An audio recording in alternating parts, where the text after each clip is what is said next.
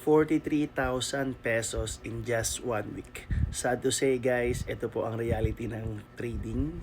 Itong 43,000 po in just 1 week is loss po siya. Ipapakita ko po sa inyo yung account ko na loss po ako ng 43,000 pesos in just 1 week. Let me show you. So, ito po yung account natin guys. And then, naka-week po siya. And ang loss natin is negative $758. So, around 43,000 pesos. So, ayun po talaga ang reality ng trading guys. Wala pong guaranteed dito and future result is also not guaranteed. So, kung nag-profit kami ng ganitong amount before, hindi po ibig sabihin nun na lagi na pong ganun.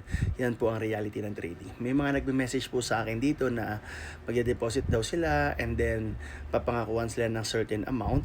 Most likely po scam po yun. And then pag mag-withdraw na daw po sila, hindi daw po sila maka-withdraw and kailangan nila mag-deposit ng X amount para makuha po yung dineposit nila.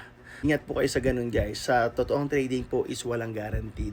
Dahil marami po nag-message sa akin na na-scam daw po sila before and mga nagtatanong. So, ito po talaga ang reality ng trading. May mga losses po. So, if you still want to learn forex trading or copy hour trade, message nyo lang po kami and i-guide po namin kayo. Ayun lang. Ingat.